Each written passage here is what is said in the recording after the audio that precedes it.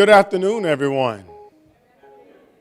It's awesome to see you all here today, and I want to thank the Friends of the Wisconsin Wolf, and in particular my buddy and pal, Miss Melissa Smith, for allowing me to come speak with you today.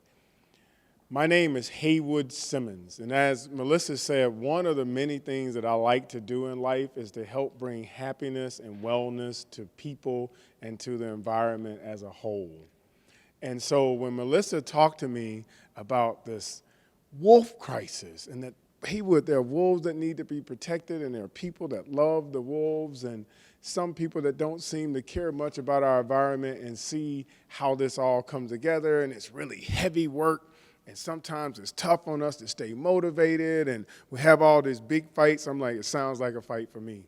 So the reason I wanted to speak with you today is to share a little stuff. I played football here at the University of Wisconsin, and at that time, that was in 1991 that I was a freshman here at the University of Wisconsin, 1991.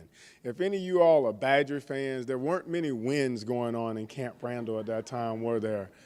There were not a lot of people in Camp Randall at that time. You could get into the game, walk in, and if you didn't have a ticket, great. If you did, thank you for paying for it, sucker. And when Coach Alvarez, an awesome guy, and again, he's had a lot of ups and downs, but as far as a motivator, he's one of the best in the game. He's one of the best in the game. And I remember when we came to school here, walking through the tunnel of that old stadium. It was before there were press boxes everywhere and ABC fighting for space. There was like squirrels and wolves fighting for space. Nobody else was in the stadium. That he told us one day this place is going to be packed. One day we're going to win football games here. One day the national media will be right here in Madison, Wisconsin, watching you guys play, and you get a chance to do something special and different.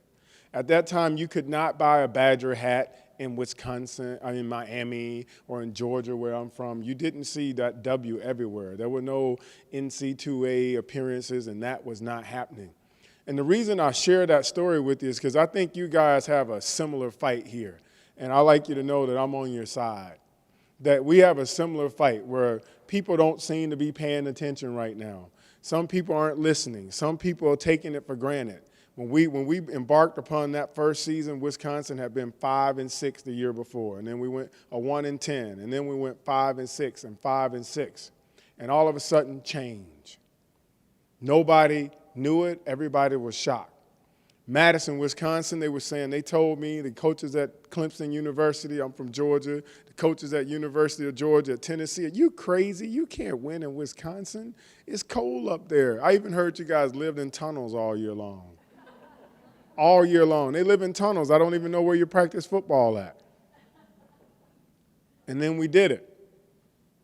We won it. We stuck together. We had a goal. One of Coach Alvarez's favorite sayings was win. What's important now? And I ask you to challenge yourself and ask what's important now. Every day, step by step, just taking a look at what I can do to improve my environment and, first of all, to improve myself.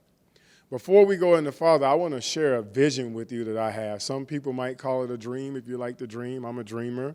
I pray. I like to pray, so you could call it a prayer. But I'm going to ask you to join me. You can close your eyes or open your eyes, but I want to envision a new world with you because I think visions are really important, or another view of a world. I've talked to some of you today, and I think that there's a vision that there's a fight, and I don't know if it's a big fight. So I'd like you to envision a world with me that is becoming more in touch with itself, a world that is learning that there is more to life than what meets the eye. A world that is learning that everybody's opinion and creativity is needed and has been participating in this whole process all the time. A world that becomes to know itself as one, that understands that each food we eat, each animal that we breed, each individual occurrence on the face of the planet either adds to life or takes away from life. I'd like you to imagine a world where the kids, where the children, the younger generation, they finally get it.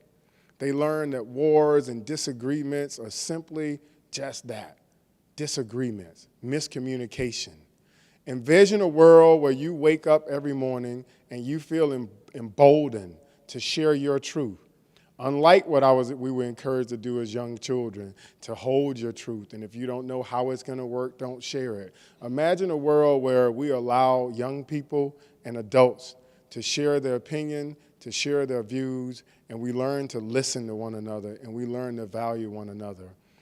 Imagine a world where you wake up each morning feeling empowered in yourself, where you love you, where you know your importance and you accept it, and you see the change, and you are the change that you'd like to see in the world. And I thank you for joining me in that vision. Did I feel good? Did I feel okay? To believe that there is some hope and to believe that there is a way to go. There's a guy by the name of Mr. Wallace Wattles. He wrote a book. It was As a Man Thinketh. Any of you all read As a Man Thinketh? Yeah, great book, right? And one of the things I remember that's really stuck with me that Wallace said is the man who believes himself to be enslaved is just as wrong as the man who believes himself to be able to enslave others. Wow. To believe that you are not important, to believe that your efforts don't matter, is just as wrong to stand over and believe that what you say is the only thing that matters. And so to accept that is to accept that I am not valid, that my worth is not equal to this power structure, this power being. And I ask you to challenge that. Every action you take, if you laugh right now, it would interrupt what I was saying. If you walk out right now and you close the door, it would echo through the room. We all have a voice and we all have power. But first is acknowledging in yourself your importance. When we play a game of football with 80 guys on a football field, every person cheering, if you see one guy on the Badger sideline and he had a white jersey on versus a red one, he would stand out, wouldn't he? So everybody matters. You don't know if that guy is playing or not. But I want you to keep in mind that you matter and that everybody counts and that the world needs you to speak your truth. Secondly, looking for commonalities, the things that we have in common. Often we look at how I'm different from that guy. I'm a woman, he's a man. I'm black, she's white. He's tall, I'm short. What do we have in common? And to seek those commonalities that we all have with one another. Such as, I'm often asked, well, Haywood, how could you have empathy for Scott Walker? Well, he's a guy. He's a human. He has children. I have children. And as a former football coach, I remember people saying stuff on the sideline about me while my kids were sitting there. And I think about Scott Walker that way. I have empathy for him. I see that he seems to attempt to care for his children. They're clothed, their hair is done. And to have empathy and to look that evidently there's some love in this person, some attention to detail, some importance to family, and to find the things that we all share in common with one another as a way to engage in conversation. So often we walk up and we think about what we don't have in common with one another. And the amazing thing about that is it sets our mind off in one direction, the things we don't have in common. And we usually end up stomping and walking away from the table, things we've been doing since we were children. But imagine being emboldened with the courage to practice empathy, to actually look into another human being's eye and to try to understand where they come from, how they could not appreciate the environment. Maybe they were raised in the cities and never knew how they could be this person and where they could come from, and to share empathy with them. The beautiful thing for me about empathy is it leads way to, and softens the hard, callous relationships and allows an opportunity for forgiveness. Wow. Can you imagine having a conversation with someone who felt like you had forgiven them? Or vice versa. Can you imagine having a conversation with somebody that's pronounced, I hate your guts. I don't like you. I don't know why you're here. I wish you were dead. Can you imagine having a conversation with that person? Why would they want to talk to you? But what if we could actually live in a place of forgiveness and empathy and understanding? That leads me to an idea or science or finding, however you like to view it, that was once brought to me. We were talking with some sociologists and psychologists earlier at lunch. Do you know that our subconscious mind every second takes in about 10,000 bits of information? Can you believe that? And each second we work with about 40 bits. That means I'm no great mathematician, that's my father, that there's about 9,960 options to the infinite power of other ways we could choose to view stuff. And of those 40 bits of information, we were predestined and predetermined to see what we were looking for when we saw them. Imagine allowing others not to be right over you. Imagine allowing yourself not to be right underneath them and just to be participants in this world, coming up with ideas and solutions that were mutual for all of us and designed to bring more reflection and more light to our world. Wouldn't that be a great place? Where we felt like we sat down at the table with our equal, and we were willing to forgive them. It reminds me of a guy by the name of Joe Vitale. Any of y'all heard of Joe? Yeah. You're all familiar with Ho'oponopono. Yeah. Ho'oponopono says, first of all, Mr. Government, Mr. White Guy that doesn't understand what's going on, I am so sorry that I was unable to reach a compromise or understanding of where you came from and who you are. I am so sorry for that. Would you please forgive me for not being able to understand and empathize with where you've come from and your intentions in life? Please forgive me. And I thank you for hearing me out. What if you started a meeting with, I'm sorry, please forgive me, and thank you for being here? Could that open, if I started a conversation with you and I said, I thank you for being here, I'm sorry for anything I've done or felt to do to wrong you, and I'd like to clean the slate. How much room does that create and space for us to be able to negotiate and to come up with new ideas and new places and new things and new ideas? But to come to the table with the slate being clean. I'd like to offer you another tool, one of appreciation. So often we spend time in conflict without appreciating the fact that we're able to have these conversations and that we have the ability and we have the awareness and to approach life with a sense of appreciation and gratitude. Gratitude, just being grateful. We've talked today a lot, as I've talked to some of you, about energy, and I talked to the natives about spirit and energy. One of my other favorite sayings is the intention of the thing is the thing. If I show up at the table with fighting in my energy field and in my spirit, fighting is what I get. If I show up at the table with good spirit, good nature, kindness, and understanding in my energy field, in my spirit, expressing who I truly am, that conveys itself. But that takes courage, doesn't it? It takes courage in the eyes of a person that I've conceived with my 40 bits of information as my enemy, to have the courage to practice gratitude, to feel ingratiated in that moment. But I challenge you to warm your heart in your everyday struggles, in your everyday passion with gratitude. It'll change life. It changes me. And in that spirit, I'm going to ask you to practice a little energy exercise with me.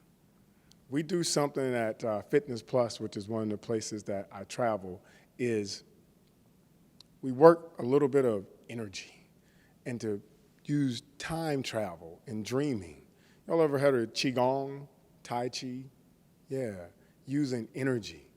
So I'm going to ask you all, if you would please kind of take your hands. I'm going to step down here and bring my mic with me, if I can wrestle this thing free today.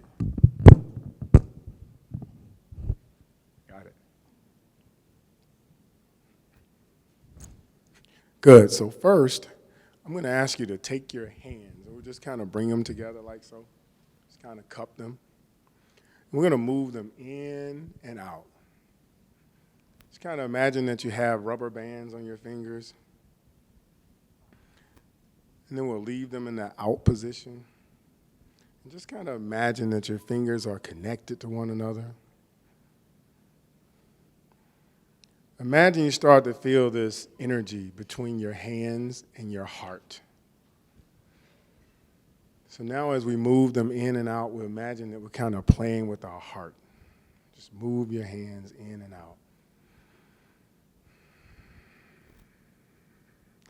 In your hand, envision your day as you'd like it to be. I speak my truth. You listen to my truth. You speak your truth. I listen to my truth. And we reach a common ground. Every day, I expect to leave the house and have something good happen. Imagine what that good would be, and imagine it flows into your hand and it churns and moves around in your heart. And when it's filled with all your day's wishes and dreams and you pump them all in, imagine you hand that forward to your day. And you set it forward, and like a big magnet or toe, you allow that to guide you, your intention to guide you into life. Can you see more solutions? Can you see more happy, cheerful moments? More successes? Can you see imagine your adversary, so to speak, accepting your gift, accepting your vision, accepting your truth, and receiving it with gratitude.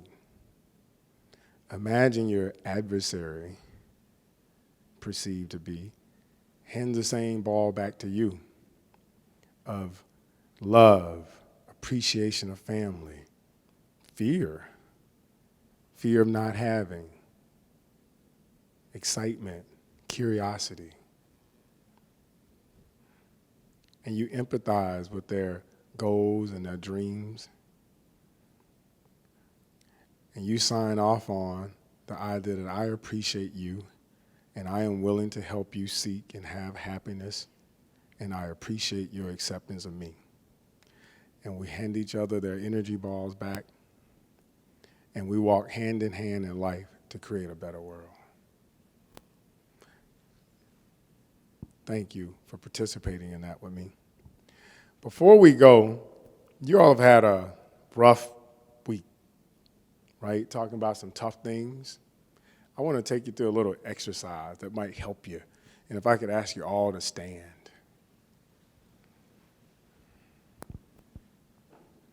This is a little Qigong clearing exercise that we do that I go through as a fitness instructor. Can you imagine trying to encourage people to eat organic foods, to put their cookies down, to get Carrie to take time out of her busy day to eat a few more meals during the day? So I'm going to ask you just to kind of take your hands. You're going to imagine that you're pulling through a cement block that's really hardening. And we're going to bring our hands up. Inhale your hands up.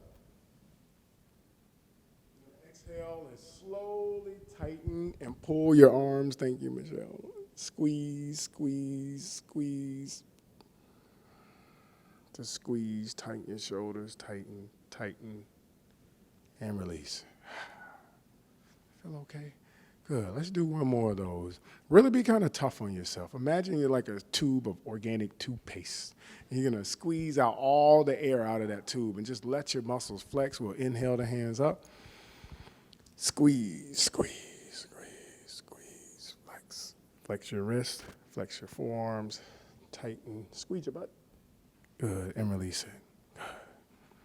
We're going to do about 3 more of those. Next, we're going to do out to the side. So we're going to inhale the hands up.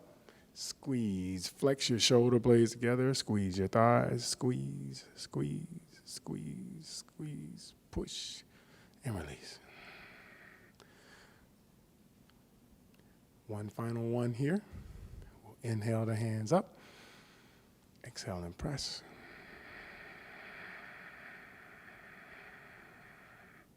And release. I'll leave you with one final word today. It's one of my favorite affirmations. I am enough, if you'll repeat after me. I am enough, and everywhere I go, I create solutions. Thank you all.